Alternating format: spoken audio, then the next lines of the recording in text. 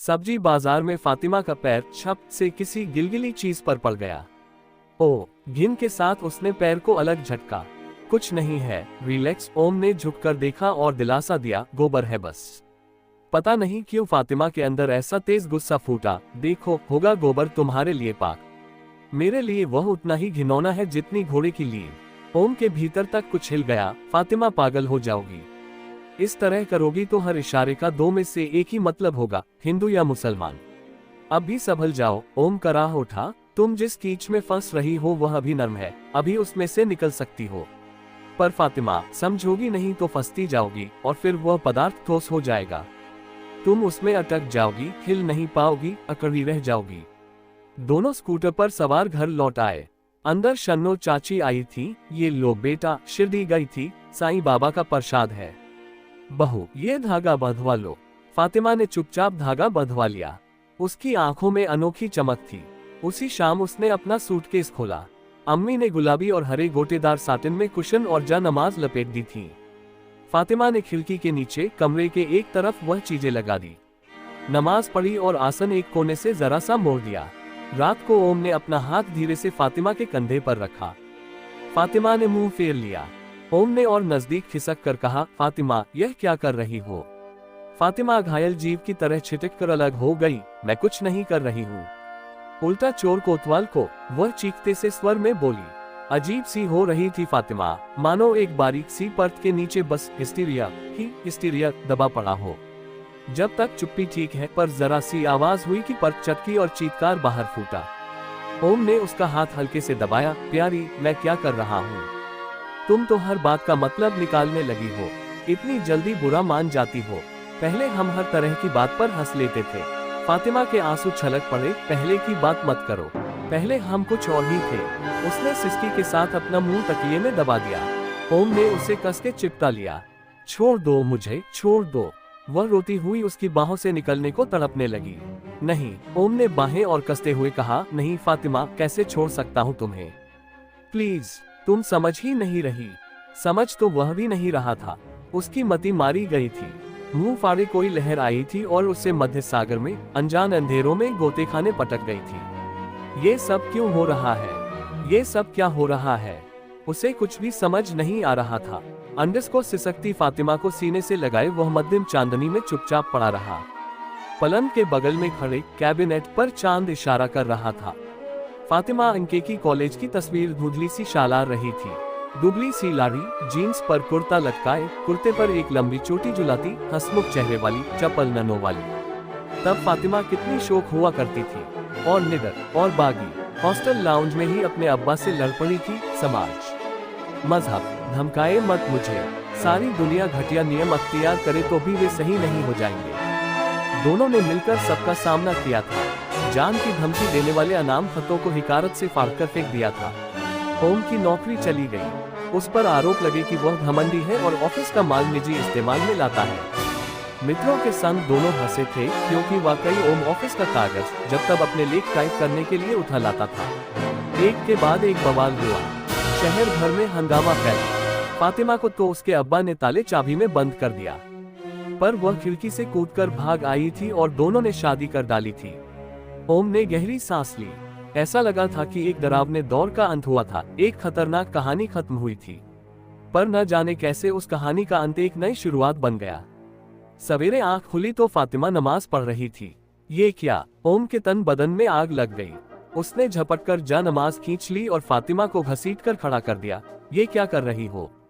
वह दांत पीस कर बोला, अब यही कसर बाकी है, छोड़ दो मुझे। फातिमा की आवाज कांप रही थी। उसकी आंखों का दृढ़ संकल्प देखकर ओम थर्रा उठा। फातिमा झटके से वापस जा बैठी। नाश्ते पर दोनों चुप थे।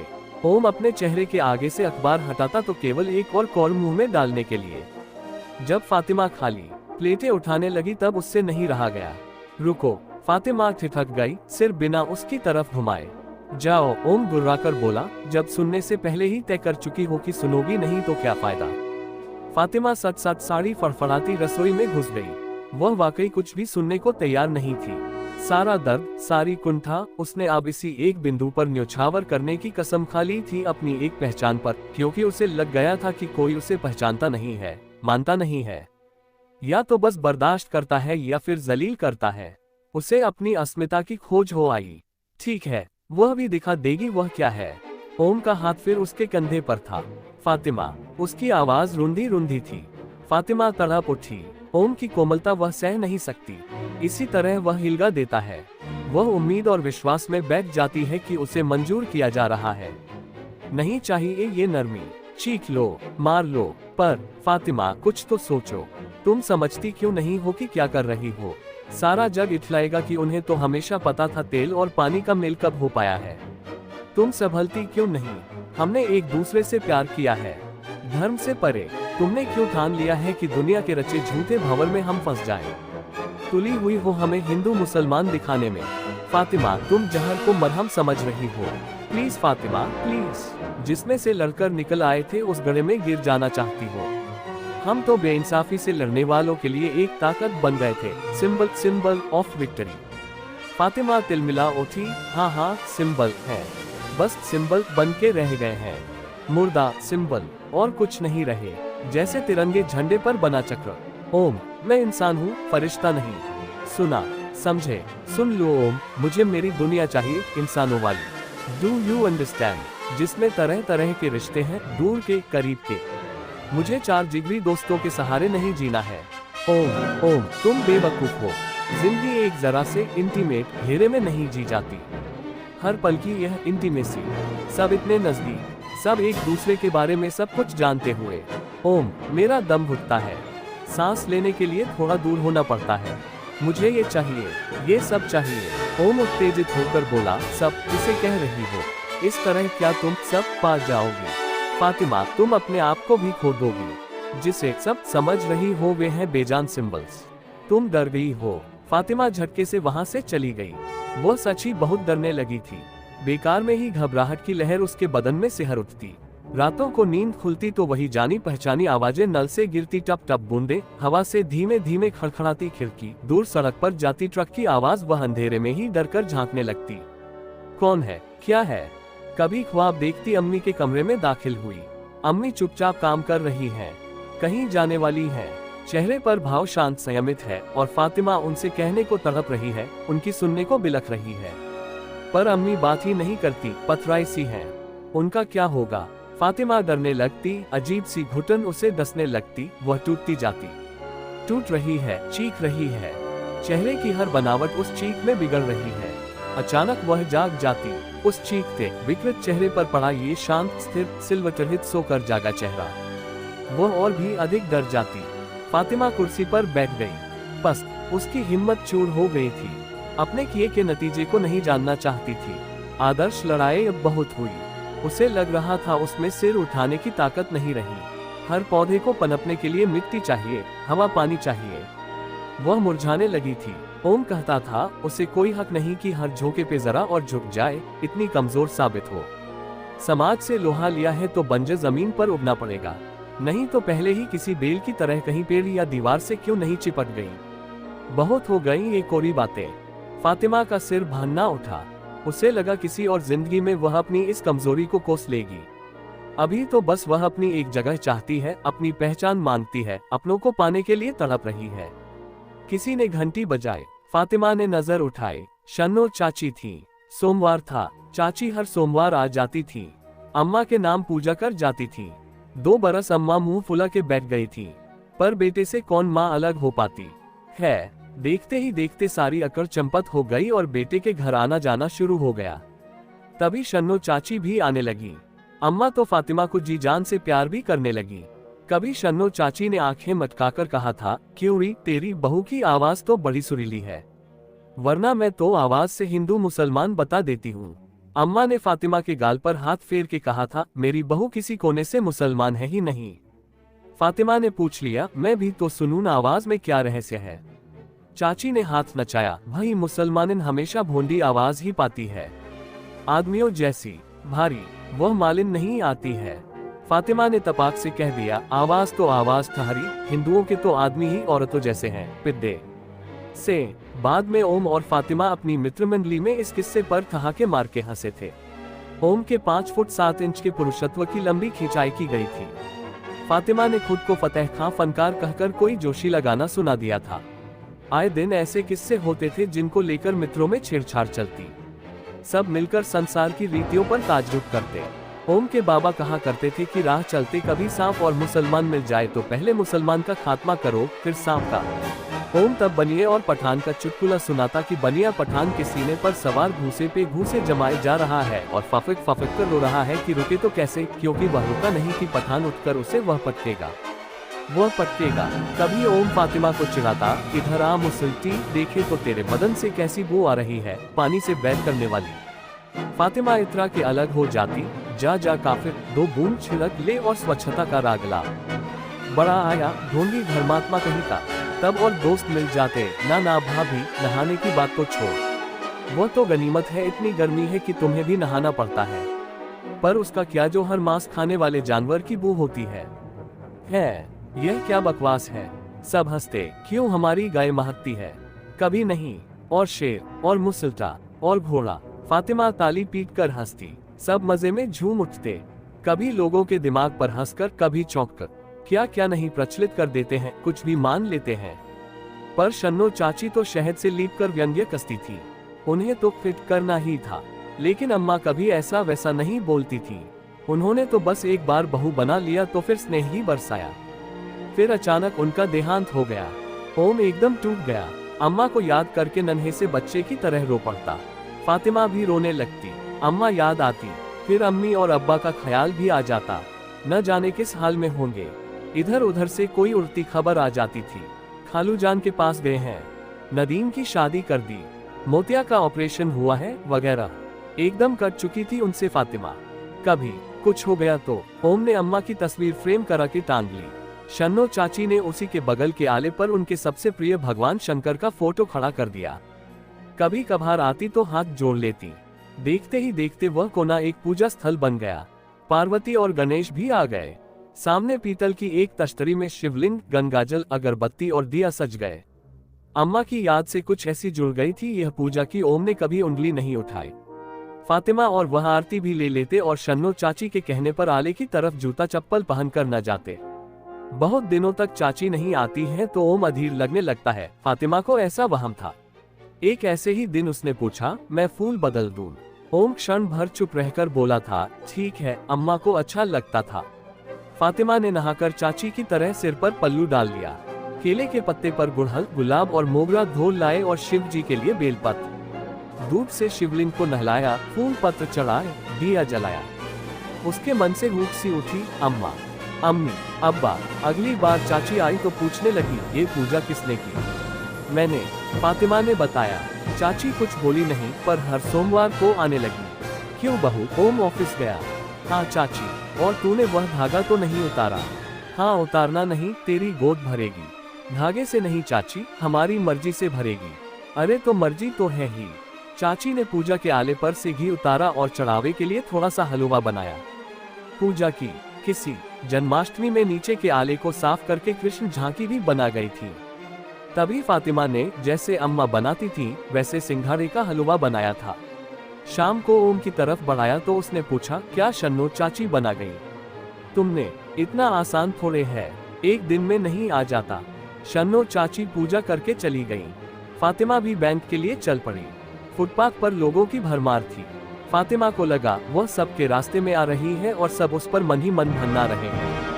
अपराध बोध से वह कभी बाईं ओर झुकती, कभी दाहिने को हटती और एकाएक रुक जाती। भीड़ को गुजर जाने दो। वह भीड़ से बेहद घबराने लगी थी, लोगों से घबराने लगी थी। कभी कोई जानने वाला दिख जाता तो अव्वल तो वह उसे पहचानती ही नहीं, और अगर पहचान लेती तो दुविधा भरी एक मुस्कान के साथ कतरा के बगल से निकल जाती कि न जाने सामने वाला उसे पहचान भी रहा है, पहचानना भी चाहता है। ओम झल्ला उठता, कहीं जाते हैं तो बोलने की कोशिश भी नहीं करती हो। लोग समझेंगे खिलजी खानदान का होने का अगरूर है, बादशाहत का गुमान पाले हुए हो, तो मत ले जाओ मुझे कहीं। फातिमा बात निपटा देती। ओम अक्सर अकेले ही जाता। फातिमा से कह के हार गया कि लोग हर बात का टेढ़ा मतलब ही निकालेंगे और निकालेंगे जरूर। उसी दिन की मनचंदा बता रहा था, बाला ने कह दिया था, देखो नहीं आई ना शहजादी। समझ रही होंगी कि बेटे का जन्मदिन तो बहाना है, दुर्गा पूजा का जमघट होगा असल में। अजी मानो न मानो, मुसलमान होता ही है ज्यादा मुसलमान। हम तो सिद्दीकी के घर हर ईद पर जाते हैं, जबकि हमें मालूम है वह छुप के गाय काटते हैं। लोग कैसा कैसा बोलकर महफिल में रंग लाते हैं। इसका ओम और फातिमा को पुराना तजुर्बा था। वह तो शादी की खबर उड़ी भर थी कि जग भर अपने अपने परमेश्वर का दूत बन बैठा और ओम और फातिमा का रक्षक भी। अरे भाई चुप कैसे बैठे, एक शरीफ लड़का बर्बाद हुआ जा रहा है। वह चंडाल निकाह किए बगैर नहीं मानने वाली। अमा फला फला की यह जुर्रत, हमारी लड़की उठाएंगे, देख लेंगे। और तो और अम्मा बेचारी की मौत पर भी अफवाहों का बाजार गर्म था। देखा ना, निकाह किया, बेटे का धर्म लिया, माँ रो रो के जान दे बैठी। मनचंदा बता रहा था कि 71 में तो ये शोहरत थी कि फातिमा के बाप पाकिस्तान के एजेंट हैं। शादी का विरोध तो नाटक है, लड़की को दुश्मनों की मदद की खातिर काफिर से ब्याह है। उनकी कंपनी शायद डनलप के तकियों और गद्दों में BI की फाइलें सिलती थी। फातिमा चेक भुनाकर लौट आई। शाम को ओम जल्दी घर आ गया। चलो डमरू पार्क चले। वहां पहुंचकर दोनों एक घने पेड़ के नीचे उसके चौड़े तने से टेक लगाए बैठ गए। फातिमा जमीन पर पड़ी एक टहनी से खेलने लगी। अचानक किसी सड़की कुत्ते की उसी टहनी पर उसी तने से लग के एक टांग उठा के क्रिया करने की तस्वीर बेवजह उसके मन में कौंध गई। उसने चीख कर टहनी गिरा दी। क्या हुआ, क्या हुआ? ओम भी हड़बड़ा गया। वो फातिमा ने बड़ी बड़ी आंखें उधर की और फिर खिलखिलाकर हंस पड़ी, सरिता सी कल कल करती उन्मुक्त हंसी। फातिमा, ओम ने उसे गले लगा लिया। हंसते हंसते फातिमा रो पड़ी। ओम, मुझे अच्छा नहीं लगता, बिल्कुल अच्छा नहीं लगता। क्या बात है फातिमा, मेरी जान, अब तो खुश हो जाओ, सब तो अच्छा हो रहा है। तुम अम्मी के भी पास जाने लगी हो। अब्बा का तार आया था, उन्हें अस्पताल में भर्ती कर दिया गया था, सख्त बीमार थे। फातिमा बदहवास हाल में मैके पहुंची थी। शादी के बाद पहली बार बहुत रोना धोना हुआ। अब्बा जान अच्छे हो गए, पर मुहर्रम शुरू हो गया था। फातिमा ने ओम को लिखा, अब्बा घर लौट आए हैं, अब कोई खतरा नहीं है, पर मुहर्रम शुरू हो गया है, उसके बाद ही आ पाऊंगी। अभी छोड़कर जाना ठीक नहीं लगता। मिलते ही दोनों में झगड़ा हो गया। ओम बरस पड़ा। ये हमारा समझौता था कि धर्म से कोई साबिका नहीं होगा, उसके पचड़ों में बिल्कुल नहीं पड़ेंगे। फातिमा ने आश्चर्य से कहा था, तुम तो गजब ही करते हो ओम, मुझे धर्म से अभी भी कुछ वास्ता नहीं है। अब्बा बीमार थे, अम्मी का जी हल्का हो पाया, मेरे नौहे पढ़ लेने से उन्हें राहत मिली, बस मैंने कोई समझौता नहीं तोड़ा। वाह वाह, ओम ने लाल पीले होकर ताना कसा, तुम रोजा रखो, मातम करो और फिर मासूमियत से कहो क्या गलत किया। फिर क्यों ना अम्मी के दिल के सुकून के लिए निकाह भी कर लिया होता, वही क्या गलत होता। फातिमा ने बहुत गहराइयों से ओम की तरफ देखा। 2 क्षण बाद शांत स्वर में बोली, हाँ शायद गलत नहीं होता, हमें फर्क न पड़ता, पर अम्मी और अब्बा को इज्जत मिल जाती, हमसे रिश्ता कायम रखने का जरिया मिल जाता। मुझे इस तरह अलग होने को मजबूर नहीं होना पड़ता। भाई की शादी तक में शरीक नहीं हो पाए, तुम्हारे हिंदुत्व की वजह से। ओम सन्नाटे में आ गया। अरे 2 दिन उस माहौल में लौटी और दिमाग फिर गया। मैंने क्या निकाह से मना किया था या किसी भी किस्म की धार्मिक रस्म से? बोलो, मंदिर, मस्जिद, गिरजा। खूब रही। फातिमा बीच ही में बोल उठी, अब मंदिर और फेरों की बात होगी। मंदिर पर कौन सा कलंक लग रहा था? तुम जानते हो, अच्छी तरह से जानते हो कि हमारे इस समाज में जो भी जाता है, लड़की का जाता है, लड़का सिर्फ लेता है। तुम्हारे हिंदू मजहब की तरह दूर दूर तक अपना साया बिछाता है, अपनी छत्र छाया में दूसरों को पालता है या डसता है। आए, पर ये तो खूब रही कि अपने फैलाव से बेखबर है और कोई दूसरा जरा सी पनाह मांगे, होने का हक मांगे, थोड़ी जमीन चाहे तो भड़क उठे कि ऐसा है तो फिर हमें भी हिस्सा चाहिए। उल्लू ना बनाओ, तुम्हारा क्या बदला या बिगड़ा? ओम का हाथ उठ गया था। अब ऐसी दलीलें दी जाएंगी और यह जताओगी कि जैसे मैं तुम्हें उठा के ले आया। अपनी रजामंदी का जिम्मा लेते अब डर लगने लगा है। फातिमा रोने लगी, पर बोलती रही, रजामंदी? क्या तुमने कोई रास्ता छोड़ा था? या तो इस तरह आओ, वरना जाओ, फूटो, मरो। छोड़ना क्या आसान होता है? फातिमा, ओम चिल्ला पड़ा था, इस तरह हमारे अतीत को मत झुठलाओ, हमारे प्यार को दूषित मत करो। डमरू पार्क में दोनों अपने अतीत को असली और नकली गांठों से उलझाए बैठे रहे। ओम ने फातिमा को गोद में लिटा लिया। अब क्या है? अब तो तुम हर साल नौहे पढ़ने अपने घर जाती हो। फातिमा भर्राए आवाज में बोली, जाती ही तो हम बस क्या नाता रख पाए हम किसी से, क्या दे पाती है उन्हें? ओम, मैंने समाज से लड़ाई की थी, वह मुझे बदनाम करे, मेरा बहिष्कार करे, मैं सब सह सकती थी, पर माँ बाप से अलग होना। ओम विचारमग्न हो गया। माँ बाप से अलग कौन सा समाज होता है कोई समाज? उसने दृढ़ स्वर में कहा, नहीं फातिमा, हम शिकायत नहीं कर सकते। जगदीश काका को याद करो। जगदीश काका फातिमा को अंग्रेजी पढ़ाते थे। वह अकेले बुजुर्ग थे जो उन दोनों की शादी में शरीक आए थे। शादी से पहले उन्हें नसीहत भी दे चुके थे, देखो इस समाज की ताकत को मामूली न समझो, उसके बारे में अपनी नीयत तय कर लो। खूब थू थू होगी ये समझ लो, उससे घबराते हो तो सोच लो। दुनिया के आगे चाहे मुस्काता मुखौटा चढ़ा लोगे, अंदर चूर चूर होते जाओगे। झेल सकते हो, हिम्मत है तो आगे बढ़ो, हम सब तुम्हारे साथ हैं। यह नकली भेदभाव तुम बच्चों के मिटाए ही मिटेंगे, पर फिर ठीक से समझ लो, जाने दो जो जाता है। नाम, खानदान, किसी का गम न करो। फातिमा, ओम ने उसका सिर अपने दोनों हाथों में ले लिया, समाज को हरा दिया और अब लड़खड़ा रही हो। तुम्हें क्या? फातिमा ने उसके हाथ हटाकर कहा, तुम्हारी माँ, तुम्हारे रिश्तेदार सब तुम्हारे ही रहे, तुम अपने ही रहे। ओम ने जरा झुंझला कर कहा, तुम्हारी अम्मी चाहकर भी तुम्हें न मान पाई तो यह उनकी कमजोरी है, मेरी माँ को क्यों कोस रही हो? फातिमा को बुरा लगने लगा। वह उठकर बैठ गई। तुम नहीं समझ सकते, लड़के हो, हिंदू हो, तुम्हें क्या डर? ओफो, ओम ने सिर पकड़ लिया। अब इस तरह बातें होंगी। जब समाज के घटिया कानूनों से ऊपर उठ गए तो उनकी तुला पर हमें क्यों कर तौलोगी? लड़का, लड़की, हिंदू मुसलमान, कहना आसान है। फातिमा का गुस्सा बढ़ने लगा। तुम ऊपर उठ गए और अलग हो गए। तुम्हें शुरू से यह छुट थी, पर मुझे तो हर कदम पर समाज के बाण सहने पड़ते हैं। जमादार इन्हें तो मुझसे पूछती है, तुम्हारे आगे तो मुंह नहीं खोलती। तुम्हारे उस जिगरी दोस्त की पढ़ी लिखी बीवी तक तुमसे वही पुराने अदब से बोलती है, पर मुझसे हेलो भी नहीं करती। कोई उससे पूछे तो सही कि यह सब नापसंद है तो मुझ पर ही जाहिर करने की तमीज क्यों? जैसे मैंने ही तो ये सब किया है। तुम तो दूध के धुले मासूम बेचारे हो। धोबी तक जानबूझकर मेरा काम देर से करता है। फातिमा की सिसकियां बंधने लगी। छोड़ो फातिमा, ओम ने टोका, हमने लोगों से कब कोई दूसरी उम्मीद की थी? उनकी निर्दयता, उनकी संकीर्णता लगातार तो देखते रहे हैं। छोड़ो उनकी, क्यों इन छोटी छोटी लड़ाइयों में सिर खपाती हो? यही तो मैं समझ चुकी। हम, फातिमा चीख उठी, आपे में नहीं रही कि यह छोटी छोटी लड़ाइयाँ ही असली हैं। बड़ी लड़ाई लड़ना आसान है, उन्हें गर्व से लड़ते हैं हम, अभिमान से मर मिटते हैं उनके लिए। पर यह छोटी लड़ाइयाँ कीड़े की तरह, घिनौनी दीमक की तरह लग जाती हैं, खोखला करती जाती हैं। इतनी छोटी होती है कि बड़ी बड़ी स्वाभिमानी रोबदार लड़ाइयों से जोड़कर देखना मुश्किल हो जाता है। तुम्हारी लड़ाई बड़ी है, लड़ो और चाटो बड़ी लड़ाई की बड़ी जीत को। उसकी तो हार में भी घमंड है, पर मुझे इन छोटी छोटी लड़ाइयों ने बड़ी के लिए सत नहीं छोड़ी है। ये हमारी हार है फातिमा, कोई वजह नहीं कि हम हारे। तुम। ओम घोर निराशा में हकलाने लगा। मैं अब कुछ नहीं जानती, बंद करो। फातिमा त्रस्त हो चुकी थी। ओम का हृदय कराह उठा।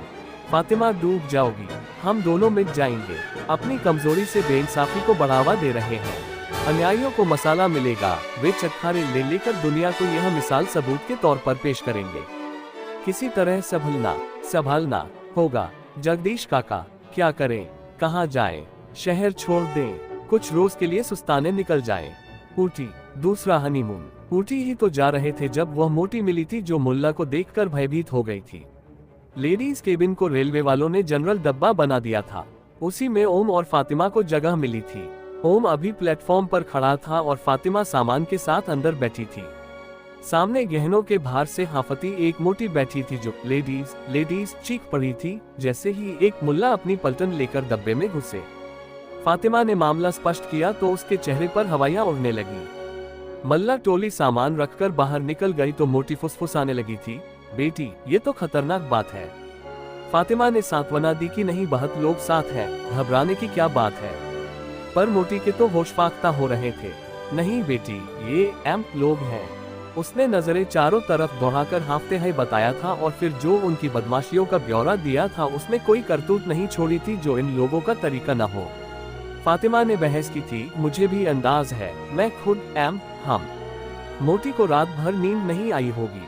सवेरे सवेरे फातिमा गठरी की तरह सिमट कर ठंड में चिट्ठी जा रही थी कि ऊपर की बर्थ से मुल्ला का 14-15 बरस का लड़का उतरकर बोला था, दीदी चादर ले लो, मेरे पास 2 हैं। मोटी भयभीत नजरों से देख रही थी। चलो घर चले। ओम ने फातिमा का हाथ पकड़ लिया। फाटक पर उसने फातिमा को रोक लिया। आसपास कोई नहीं था। ओम ने फातिमा की आंखों में झांका। वहां अंधेरा ही अंधेरा था। फातिमा, चलो कहीं चले, मैं छुट्टी ले लूंगा। ऊटी चलेंगे। फातिमा, मैं तुम्हें खुश देखना चाहता हूँ। फिर से हरा भरा। ओम की भतीजे की शादी में फातिमा ने हरी साड़ी पहन ली थी। अनायास ही ओम के मुंह से निकल पड़ा था, यह क्या मुसलमानी रंग उठा लाई। फातिमा के होंठ कांपने लगे थे। चुप हो जाओ ओम, बस इसी वक्त चुप हो जाओ। ओम उसे बताना चाहता था कि उसका ऐसा वैसा कोई मतलब नहीं था।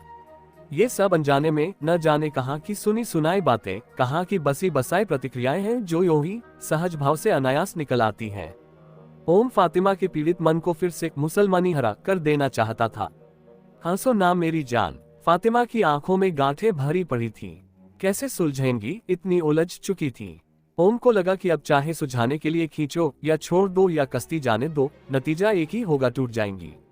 नमाज का वक्त हो गया था। फातिमा अंदर चली गई। ओम अब चुप नहीं रह पाया। उसने लपक कर उसे पकड़ा। तो यही कहो न कि अब इसी पर्दे में जाओगी और मैं दखल न दूं। फातिमा की तो नाक पर जैसे गुस्सा रखा रहता था। और तुम जो दिया जलवाते हो। मैं जलवाता हम। झूठ सच किसी से मतलब नहीं तुम्हें। अब आने वालों से कह दूं कि घर में घुसकर अपने भगवान का नाम न लो। नहीं, मत कहो, किसी से न कहो, मुझसे भी नहीं। ओम स्तब्ध उसे देखता रह गया। जा नमाज का कोना मुड़कर फातिमा फिर बाहर निकल गई। सरपट भागती सी चाल में जा रही थी, लेकिन ऐसे नहीं जैसे किसी काम की जल्दी हो और गाड़ी छूट रही हो, बल्कि ऐसे जैसे किसी से भाग रही हो। भयभीत सी, बौखलाई सी, चेहरे के हर कण को अंदर छिपी किसी बेचैनी में कसके मानो बांध लिया हो कि कोई उड़ता भाव न आ जाए, किसी को मालूम न हो जाए, और ज्यादा कसे फीते की वस्तु की तरह उसका चेहरा तनते तनते सिकुड़ गया। कॉन्टैक्ट।